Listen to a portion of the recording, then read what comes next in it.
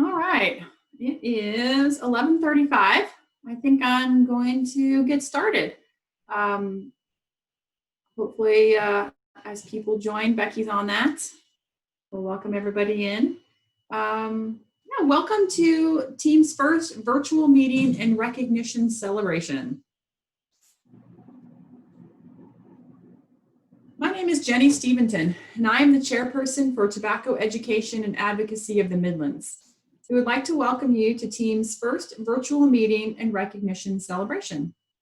We are a community coalition persistently working to reduce the negative impact of tobacco in our communities.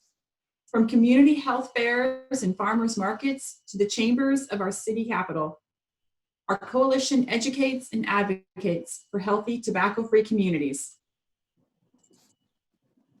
I would like to introduce you all to our coalition staff. Most of you know Team Sarpy County Coordinator Autumn Sky Burns. Autumn Sky has been with the coalition for 5 years and is known as someone who is fiercely working on bringing the community together to reduce tobacco use. She provides technical assistance, policy promotion, and health literacy to the county. She shares her extensive subject expertise and commitment to our communities by serving on both the Sarpy-Cass Health Department and Sarpy County Housing Foundation boards.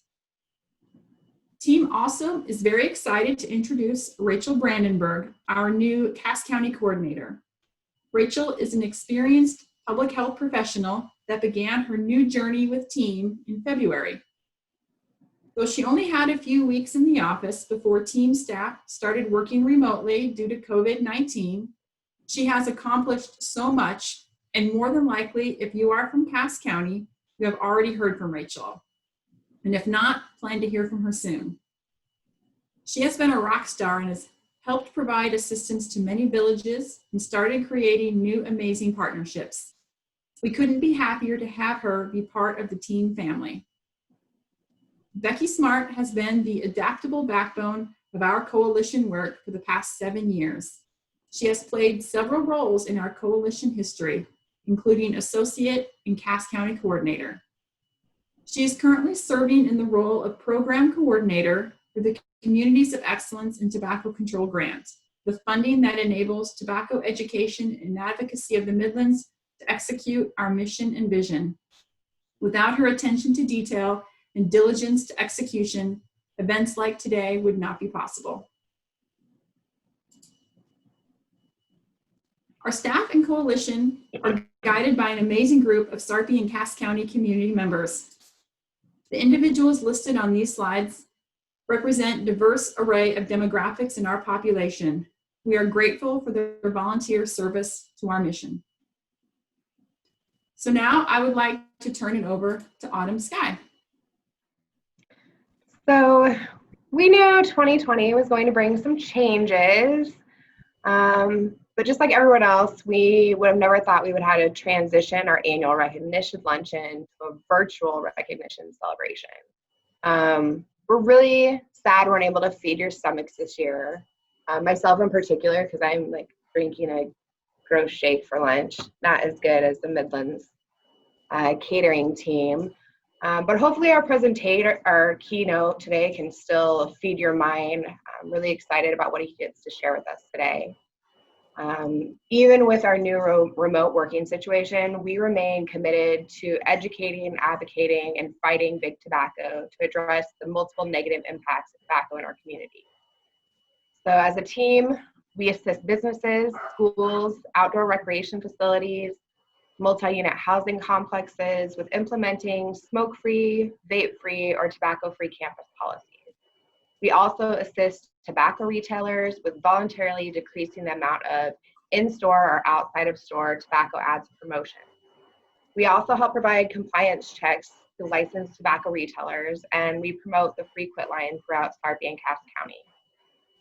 Through our passionate work, 243 local businesses have implemented tobacco-free business campuses, and 337 multifamily apartment buildings are smoke-free, which provides over 6,700 tobacco-free units for people to live in. Additionally, 23 outdoor recreation facilities have created tobacco-free outdoor areas for our families to enjoy. Keeping tobacco products out of the hands of minors remains a focus for our coalition. And we currently have compliance rates of 98% in Sarpy County and 99% in Plattsburgh. We partnered with organizations in the community to make sure we had outdoor tobacco-free community events and festivals. We also collected hundreds of community support signatures for tobacco-free playgrounds and parks. This year we got to cheer as Gretna implemented a tobacco-free policy. Every year we come together to recognize those in the community who play an important role in our mission and vision. With the help of our intern, Jenny Stevenson, we have a video that we would like to share with you guys today in honoring our winners of this year. And Jenny is going to go ahead and start that video for you. Our guest speaker today be willing to be bumped up ahead of the recognition, and then we can do the recognition at the end? Sure, no problem. All right. So everybody who thought they were going to jump off after the awards were given, you're actually about to get educated. All right. Back in 2019, team staff members heard Hudson Kingston present at the National Conference on Tobacco and Health. His message was eye-opening, and we knew right away that he was the one, the next speaker we wanted to reach for the stars and ask to present at our next annual luncheon. Hudson Kingston is a staff attorney with the Public Health Law Center, providing legal technical assistance on commercial tobacco control issues to public health professionals and organizations, legal professionals, and advocates throughout the United States. Prior to joining the Public Health Law Center, Hudson gained experience as a public health interest lawyer with a focus on environmental law, consumer protection, and government and corporate accountability. Past employers include the White House Council on Environmental Quality, Center for Food Safety, Center for Digital Democracy, and Minnesota Center for Environmental Advocacy. While in law school, he worked internationally on human rights in India and trade policy in Laos, and earned 2 Master of Law degrees in human rights and trade law while living in Singapore. He is a big fan of the Boundary Waters and is an avid runner, winning the Eli Marathon in 2017. Please welcome Hudson Kingston, all the way from his kitchen in Minnesota.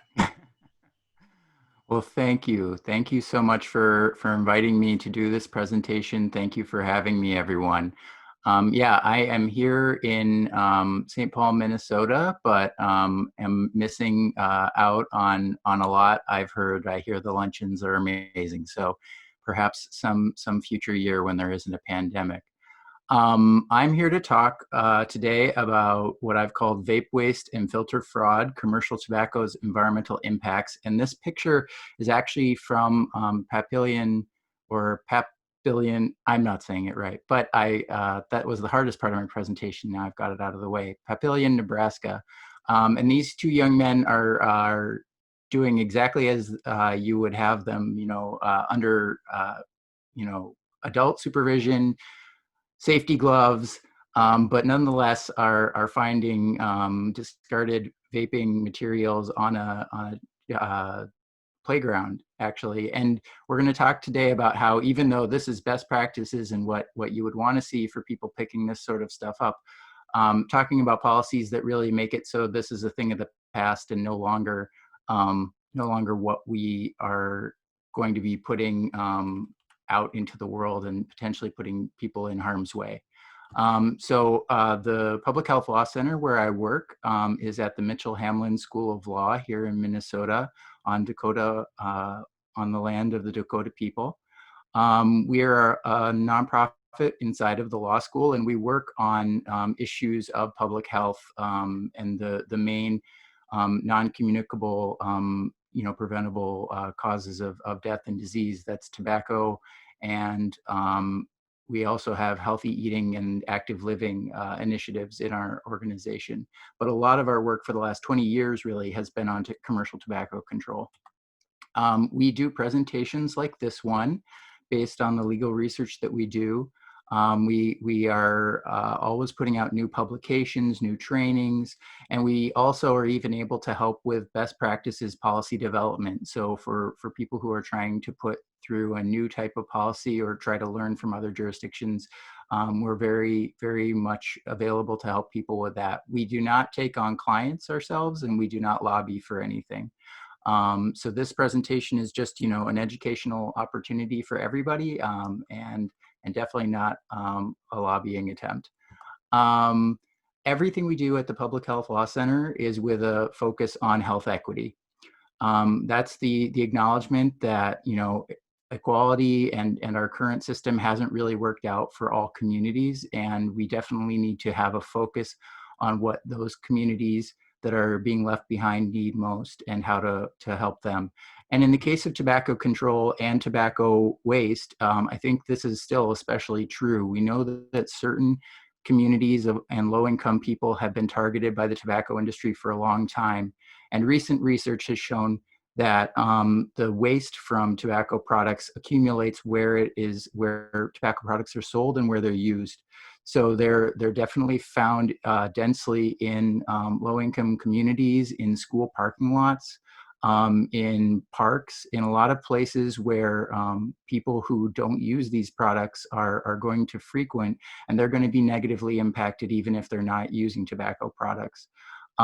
Research also shows that this sort of pervasive litter has a real impact on people, not just physically, but on their mental health. So I do think it's great that folks are here to learn more about this and potentially think about ways that we can make things more equity focused.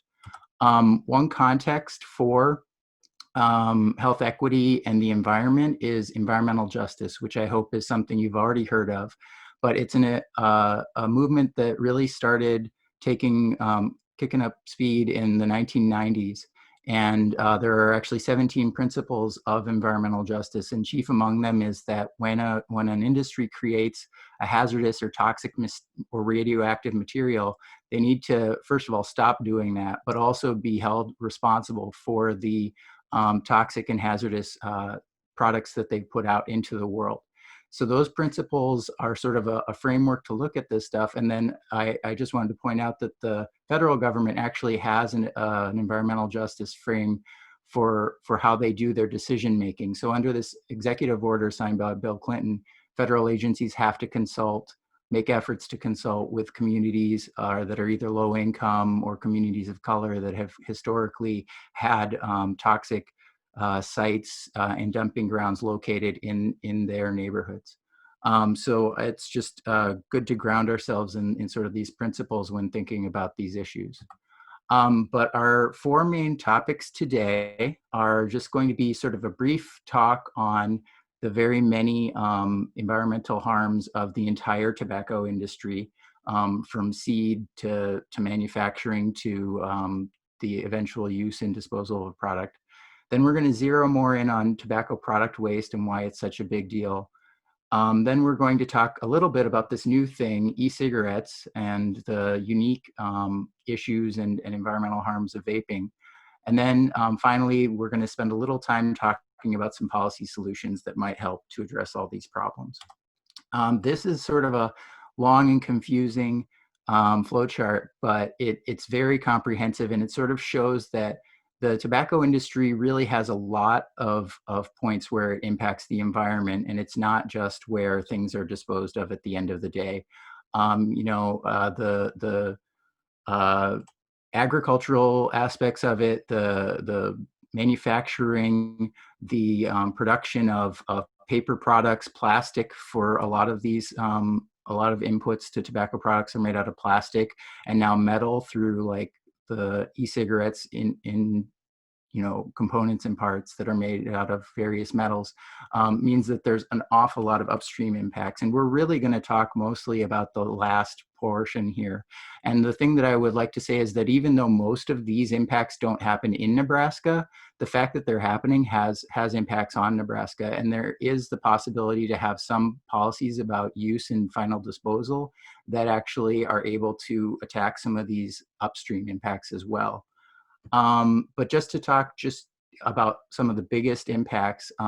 Almost 11 million acres of prime agricultural land is needed for this world's 6 trillion annual cigarettes. And tobacco is often cured in this way, as you can see here on the screen, and dried out using wood, using trees that have been cut down. So fire curing takes up about 10 billion trees annually, which leads to a large amount of direct greenhouse gas emissions from burning the wood, but also just clearing that much land has a serious impact on the environment and on biodiversity. Just to go through some of the other impacts, besides deforestation and climate change, there's a lot of pesticide overuse and contamination on farmlands and waterways, both in the US and abroad. There's a lot of child labor and people of young ages that are going out there without proper safety equipment and being affected by the pesticides. There is, by using prime farmland to make tobacco, you actually reduce the amount of land that's used for food. And then, as I sort of alluded to already, the industrial process of making cigarettes and other things creates an awful lot of industrial waste as well. But to talk now more specifically about tobacco product waste, you have to talk about cigarettes first. Cigarette butts are the most littered item on the planet, and they're all made out of plastic. That is actually surprising to some people, but it's been the case for a very long time. Since the 1950s, the tobacco industry has included these little, handles on cigarettes that don't really have any salutary health benefit, but they do make people think that they're healthier than an unfiltered cigarette. And those plastic filters don't really ever biodegrade when they're put out into the environment. They break down into smaller pieces, but they don't go away. And they definitely work their way into various ecologies and systems. Aside from the sponge that is the plastic filter, the ingredients of a cigarette include, they have nicotine, of course, ammonium, lead, formaldehyde, arsenic, and pesticide residues. And all of those things get soaked into the filter. As I said, the tobacco industry actually knew back in the 1950s that filters don't actually decrease health impacts. And recent research has shown that smoking filtered cigarettes actually could increase some of the nastier lung cancers. So breathing in superheated plastic obviously isn't necessarily good for you. As I said, cigarette filters, cigarette butts are the most littered thing on the planet. This is a photo from a little over a year ago now of a Florida beach of a mama seabird feeding it to her baby. And we know that in beach cleanups and other cleanups, cigarette butts are always the most found item. They also are just ubiquitously in the ocean. This study from not too long ago showed that every sea turtle in the Mediterranean tested had plastic in its gut, and that was primarily cigarette butts and car tires. So, flicking a butt definitely has impacts downstream. And for those of us in Minnesota and Nebraska, it's not about ocean pollution, not just about ocean pollution. Most of our waterways have measurable amounts of nicotine in them, and drinking water has actually an amount that is measurable as a result of the ubiquity of these products. It's hard to actually clean nicotine out of drinking water. So even if you try all your tricks, it's very difficult to get the majority of it out. And then beyond water pollution, there's obviously, again, this photo from Nebraska. There's the sad fact that if it's not being, these chemicals aren't being removed by water, they can still leach out and permanently stay or at least long-term stay in land. So just like this playground, there is a concern about the buildup of sort of toxic constituents. And we'll talk a little bit more about how nicotine factors in as a hazardous waste going forward. And then this is another picture from the T.E.A.M cleanup. And I know that this doesn't look like a good picture of air pollution because it's very hard to take a picture of such a thing. But I wanted to mention a study that came out this last year that even cold cigarette butts can be emitting 14% of the nicotine that they give off when they're actively burning as a cigarette. And this really, it drops off over time, but for, you know, the weeks at least, these little sponges of pollution are able to give off nicotine. They emit at least 8 other pollutants, and it's also a factor of heat. So if someone has, you know, an ashtray in their car, in their hot car, and they make an effort to not smoke around their children, it's actually the case that we now know there is, you know, localized air pollution coming off of those things, especially in a hot situation, and something to be concerned about, even if people aren't actively thinking about this waste and picking it up or consuming it, as we know sometimes happens. We're going to talk a little bit about tobacco product waste at schools. This this study found that based on socioeconomic status of the schools, you find different tobacco waste. So at lower income schools, they were finding a lot of menthol cigarette butts, and at the highest income schools, they were finding a lot of Juul pods. And this is obviously pretty unfair, but it also illustrates the point that you know, focusing just on individual action and individual responsibility is not really going to get us over these types of problems. You know, punishing children for an addictive product and being or potentially addicted to it isn't going to help them get help. And it also just isn't going to do anything besides maintain the status quo, which we have, where the tobacco industry is able to say that it's about individual responsibility, and yet we don't see a significant reduction in the amount of waste that's being sent out into the environment. Now pivoting a little bit to e-cigarettes. I think everyone on this call is probably quite familiar with what an e-cigarette is, but this is just to remind us that it's made up of numerous parts. So there's the heating coil, the battery, the electronics, and then there's going to be a reservoir of nicotine liquid that's flavored. And each of these has to be sort of considered separately as a type of waste. In the case of these like first or second generation e-cigarettes, they can be easily separated from each other. But if you talk about what is now the 5th generation of e-cigarettes in this puff bar that was found, it's not very easy. It's not straightforward to separate the different types of wastes that go into this. This is a disposable product that all in one piece has the battery, the heating element, and the nicotine liquid. It can have toxic amounts of metals. It can have toxic amounts of nicotine for sure. And it poses a risk to life because of those things.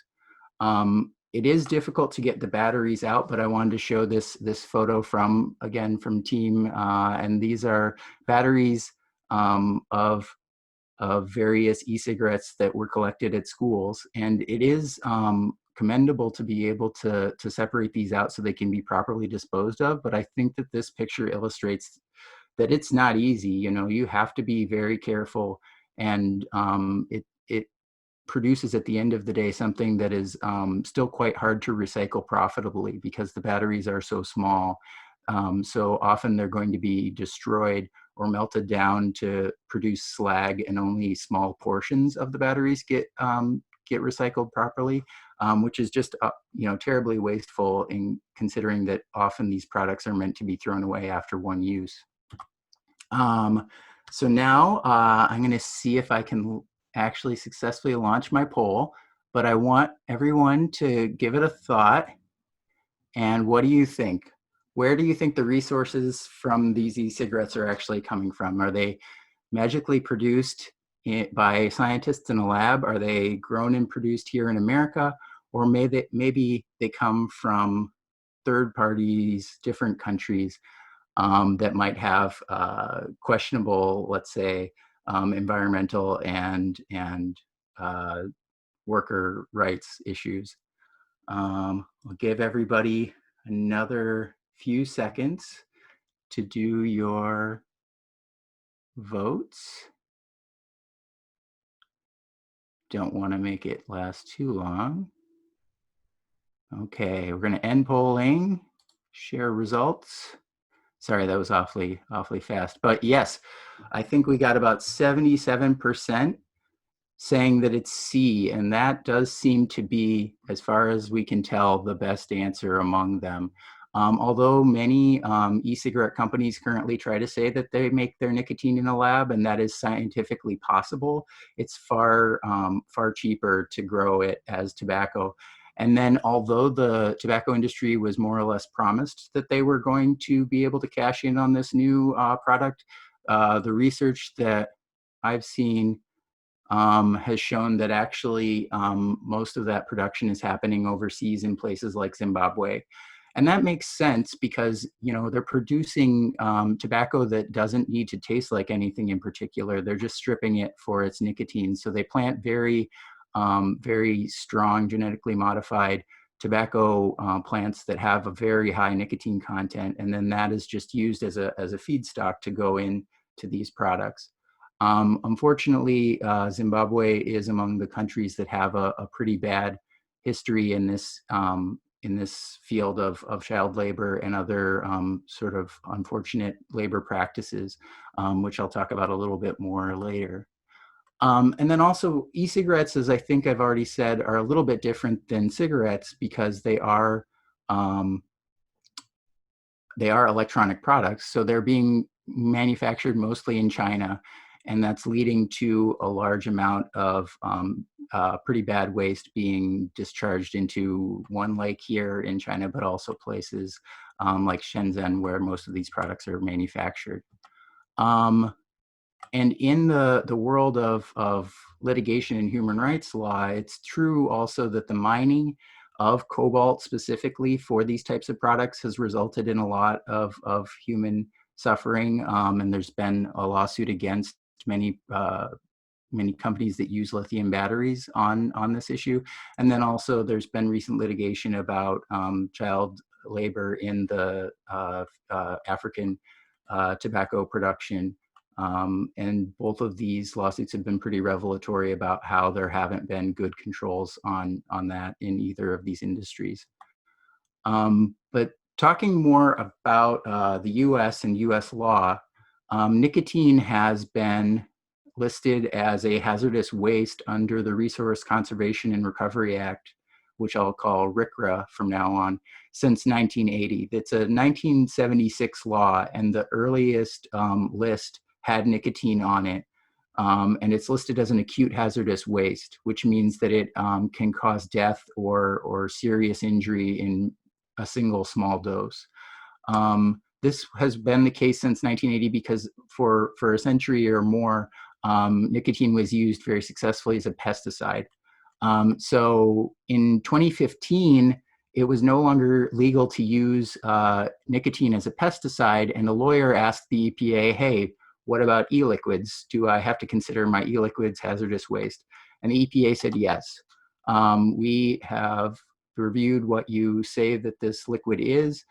The sole active ingredient in e-liquid is nicotine, and as a result, when it's disposed of, it is a acute hazardous waste commercial chemical product. Some people might notice that that's 2015, and in 2016, the Food and Drug Administration gained new authority over e-cigarettes. So did that change anything? Well, we learned last year, no. The EPA was asked by the tobacco industry to remove e-liquids from the hazardous waste listing.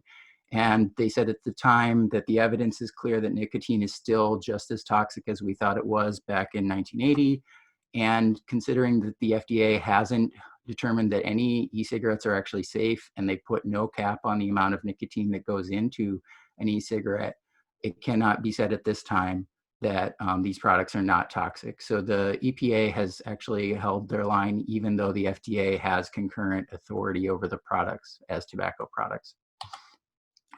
Similar to the legal status of nicotine, the batteries that go into them are also often a type of hazardous waste called universal waste. And I checked the Nebraska Department of Environment and Energy website, and they do also have the standard that these batteries can be listed universal waste, hazardous waste, if they have characteristics of toxicity or reactivity, which, for e-cigarettes is the propensity of them to light on fire and explode.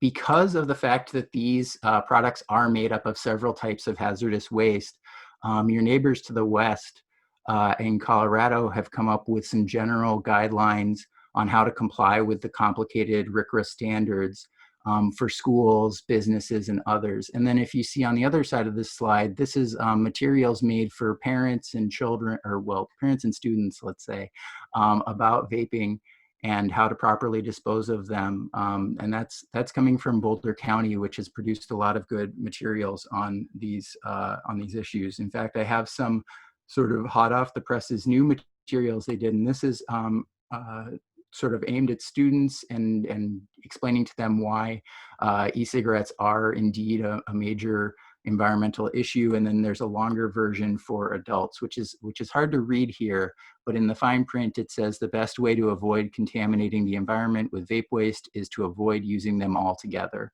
And this messaging, I think, has been really successful because it's been the combination of the people working in public health along with the hazardous waste experts at the Boulder County agency that works on that stuff. And together they came up with some really useful resources that I think others should be able to use as well. So to round everything out, my fourth issue is talking about policy solutions. A lot of people want to talk about either individual responsibility and corporate and retailer responsibility. And I am all for individual responsibility as a concept, but it's already exists in law throughout the country. We already have punishments for littering, and it hasn't really worked on things as ubiquitous as cigarette butts. So really, I want to focus mostly on corporate and retailer responsibility, and I think that that's entirely justifiable considering that they are the parties that are making the most money off these products, and they determine how they're made. So by focusing on corporate and retailer responsibility, you avoid some negatives. You avoid the very real danger of harming already impacted communities. Giving people tickets for littering in their own neighborhood isn't necessarily going to make their lives any better, but it also is more likely to create lasting change, and it largely hopefully stops the tobacco industry from using this as a PR scheme to just talk about how green they are, which they definitely have done in the past and probably will continue to do. So the three policies I want to talk about are sales restrictions, hazardous waste enforcement, so sort of enforcing the law we've already talked about, and including cost shifting, and then public nuisance, which is sort of an old legal theory that is definitely coming back around. Policy solutions really starts with sales restrictions, because this is the policy that is most likely to help public health and the environment. Removing these products from your community will not only stop them from being littered everywhere, but it'll stop young people from initiating on these products and living a life of nicotine addiction. In order to tailor this to just tobacco waste, you would need to define very carefully the products that you want to focus in on. So filtered cigarettes, disposable e-cigarettes, perhaps pod-based systems. And then, as I say in the parentheses here, a few jurisdictions in the US have decided to prohibit the sale of all tobacco products, which is a much simpler policy to write. And that certainly would have the biggest impact on upstream environmental impacts. And then there are the examples. We have an ongoing list on our website of the flavor restrictions throughout the country. There are several hundred of them. So it shows that this type of restriction on the sales of products is viable at the local level. I'm sorry for having such a long and wordy slide near the end, but with hazardous waste law, the problem really is that the way this law works, a lot of schools have accumulated hazardous waste, and by default, that means that the school is the generator of the waste. And this isn't just schools, it's also courthouses, police departments, anyone who's ending up with someone else's e-cigarettes. Proper disposal when you're a generator is very costly. It takes staff training time. It takes staff time to properly store things. And these are all resources that schools often haven't planned for because they weren't planning on having a bunch of e-cigarettes. The potential solution that's out there is that states have a lot of authority over their hazardous waste enforcement, and doubly so for household hazardous waste, which is hazardous waste held by an end user. So some ideas that I have on this is that perhaps a state could impose fees on retailers if they want to sell certain dangerous products, and then also borrowing from your neighbors to the east. I used to live in Iowa, and they've got a bottle or can deposit for 5 cents per bottle or can, and you don't really see those littered nearly as badly as you do in Minnesota. Some states have it at 10 cents, but the idea being that you could have a deposit system for e-cigarettes, $5, $100, whatever you want to make it, to make sure that these products are brought back where they should be. Just to remind you, there are some real world policies out there. The Colorado and Boulder examples are there, and I think they're great to look at too. Finally, of the policy solutions, there's this thing called public nuisance. You may have heard about the lawsuit between Oklahoma and the opioid making companies. It was Oklahoma v. Purdue, but Johnson & Johnson was the one that actually took it to trial. And the judge in that case gave the state $500 million just to deal with the nuisance of 1 year of dealing with the opioid epidemic in Oklahoma. Similarly, the lawsuits against Juul have been filed by 9 states in DC and over 100 school districts. And I don't think that our lawsuits solve every problem, but there is already Nebraska law that determines that corrupting or rendering unwholesome or impure water courses is a public nuisance. So there is law in Nebraska that already sort of addresses public nuisances and could talk about tobacco product waste. More, perhaps less confrontationally, there's also Nebraska statutory authority for cities to determine something is a public nuisance and do their own ordinances to deal with it. So usually that's done in a zoning ordinance, but there is authority already at the local level to deal with these problems should they want to. And this is just our contact information. I know we have to get back to the awards part of our program, but I will definitely hang on at the end if people have any thoughts or questions that they want to talk about. Hudson, thank you for sharing your expertise with us today. We are grateful for the opportunity to learn from you. And as he mentioned, if you have questions or comments for him, feel free to use the chat box. We are now going to jump back into our recognition video and honor all of the community members and the teams that have helped us throughout this last year with our mission.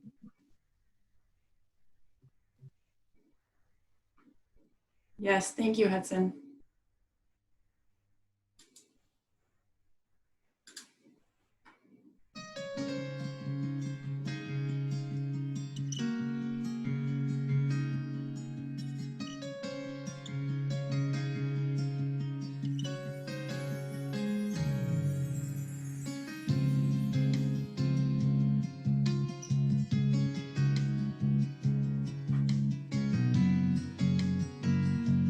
Last week, T.E.A.M staff presented our awardees with a token of our appreciation, and now our 2020 awardees. Cigarettes and other smoking materials are the leading cause of residential fire deaths in the United States. These fires also result in millions of dollars in damaged property and healthcare costs. T.E.A.M offers technical assistance to property owners. Mercy Housing is redefining affordable, low-income housing. They are a national nonprofit organization that is working to build a more humane world where poverty is alleviated, communities are healthy, and all people can develop their full potential. Crestview Village Apartments, located in La Vista, Nebraska, on separate 8 and 5 acre sites, was developed in 1970 and extensively renovated in 2011. The property features 19 two-story apartment buildings totaling 154 units of housing for low-income families. Resident Services, a community center with full teaching kitchen, an after-school program with college tutors and summer program, on-site computer lab and library, community vegetable garden, 2 playgrounds and 2 sports courts, adult ESL classes, adult life skills, and financial education and homeownership classes are available to residents.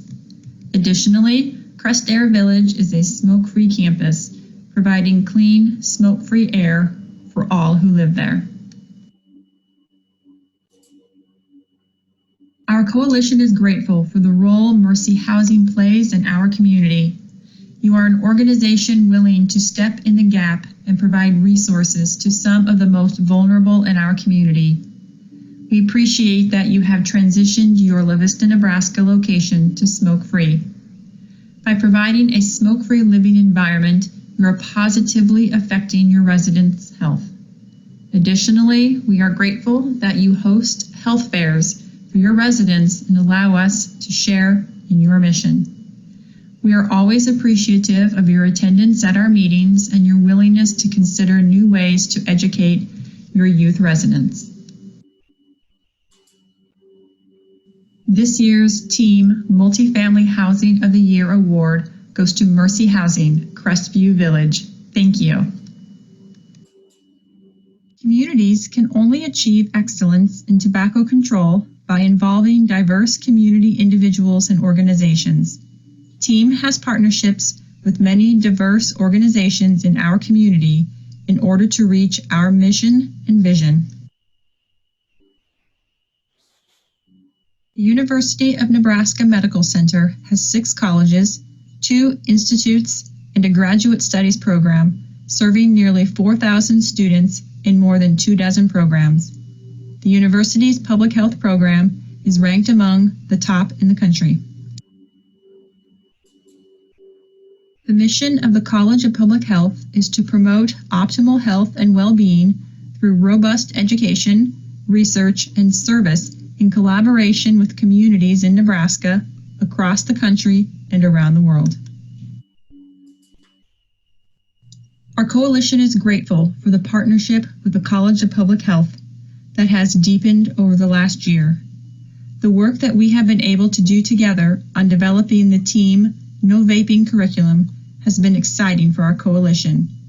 We are thrilled that the schools in our communities will be able to benefit from the work we are doing together. Our vaping curriculum workshop and training were well attended, and through our partnership, we were able to offer value to school administration, teachers, and someday students. The Partner of the Year Award goes to the UNMC College of Public Health. Thank you for your partnership. Tobacco creates a large burden on business owners. An employee taking 4 10-minute smoke breaks a day is away from the job for more than 1 extra week per year than a non-smoking employee. T.E.A.M offers technical assistance to any business looking to enhance their tobacco policy. The mission of the Papillion Community Foundation is to identify, develop, and support community programs that enhance the quality of life in Papillion.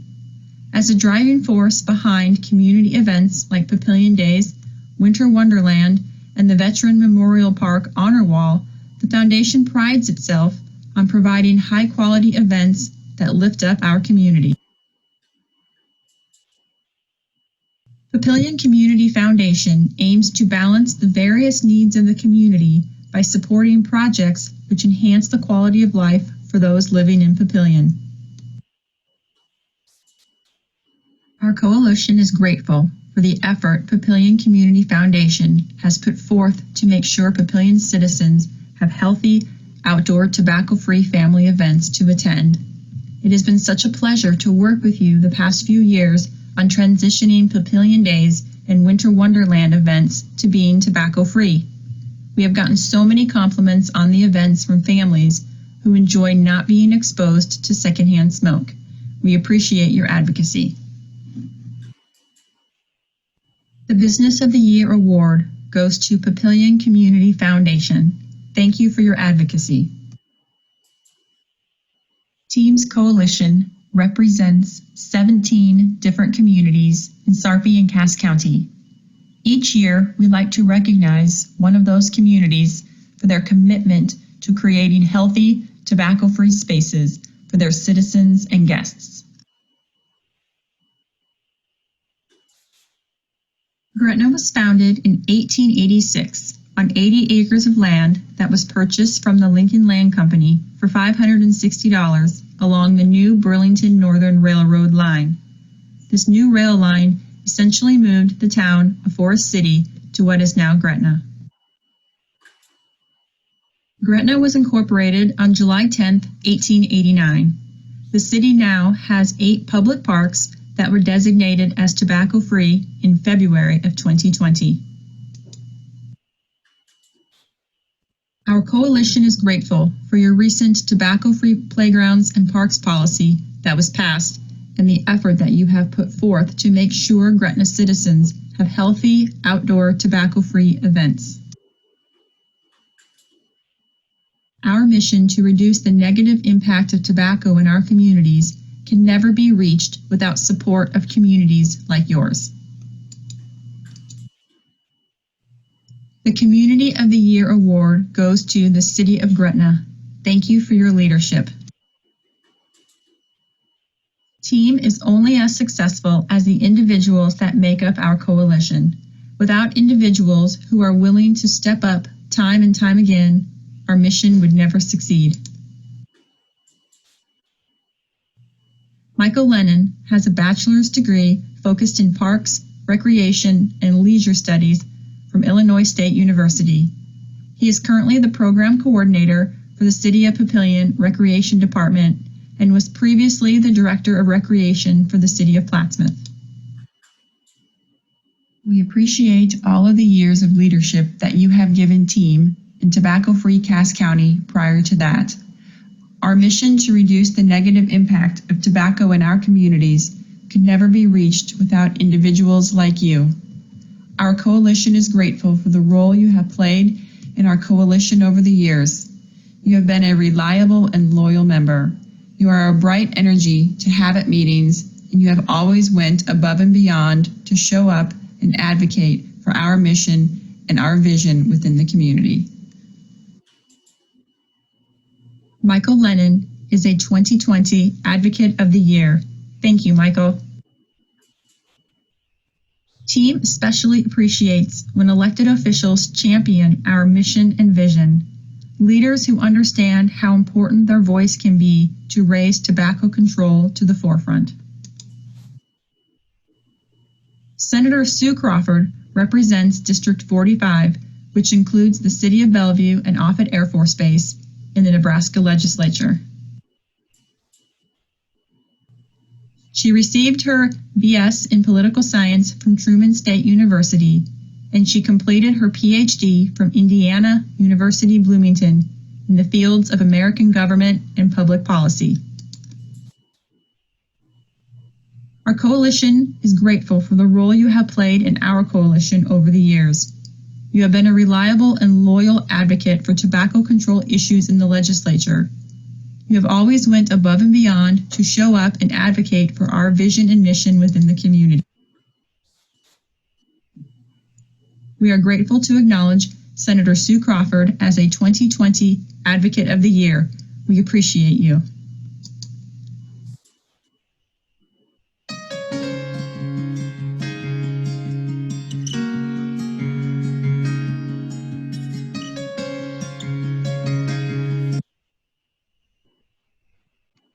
Thank you all again for attending today and helping us to celebrate and recognize those individuals who work so hard to create tobacco-free environments. I would also like to offer a special thank you to our team staff, our steering committee, and our fiscal agent for their efforts over the past year. As a reminder, TEAM meets the fourth Thursday of every month. We are currently meeting virtually through Zoom, and we encourage everyone to consider joining us for a meeting to learn about how you can help us with our efforts to keep youth from ever becoming hooked on nicotine. Thank you, everyone. We hope you have a wonderful afternoon, and we will continue to be online for those that want to stay and ask Hudson any questions. Again, thank you, Hudson, for taking the time to speak with us today.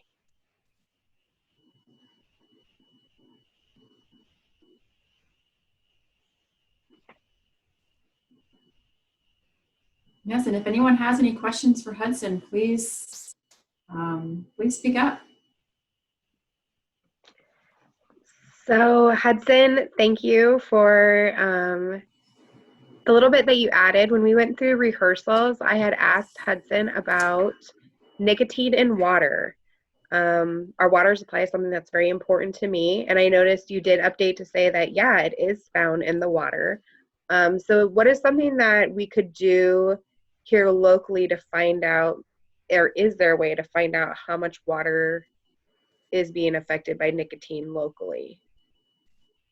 I'm not sure of the best answer for that. I mean, I think that the University of Nebraska would probably be where I would start. They might have an extension service that I know that the extension service here in Minnesota does things like help people test their soil for different things.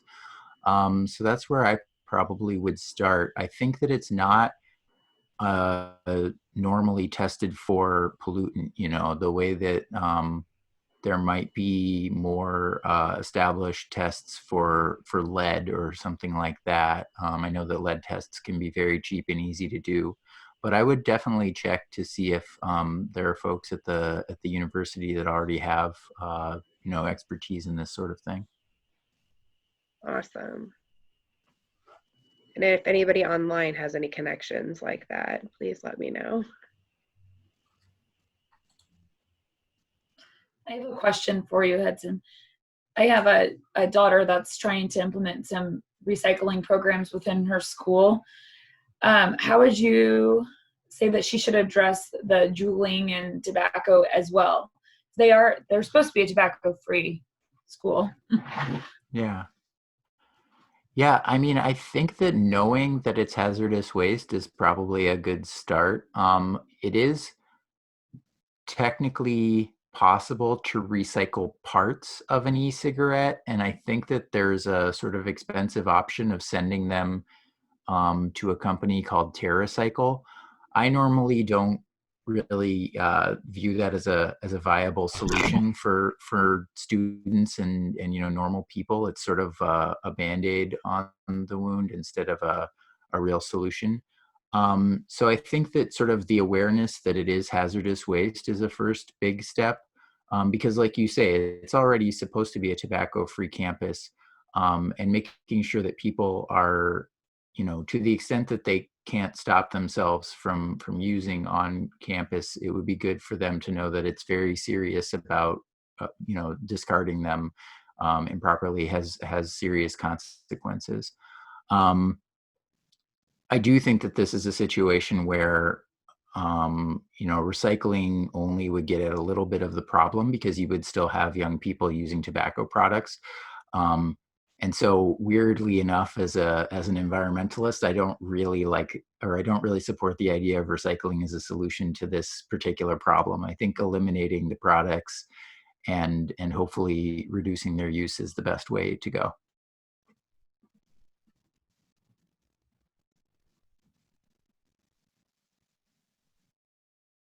And I should say the Boulder County resources, I think, are really helpful for that. So I think those are going to be available on Boulder County's website pretty soon, in case you wanted to pass those along as well.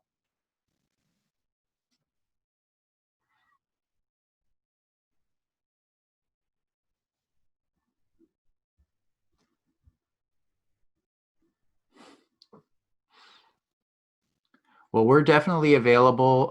If anyone wants to send an email or anything like that, I know that it was a lot of information to absorb. And we do have a dedicated part of our website on commercial tobacco pollution now.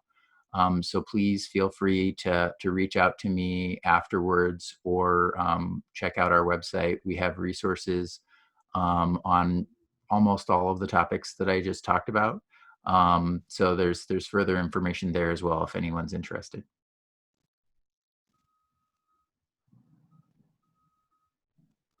Becky, can you send out his contact information that was on that slide earlier? Yeah, I will send out the contact information, and we will also be able to, we're hoping to, this has been recorded, so we will cut and post everything as well.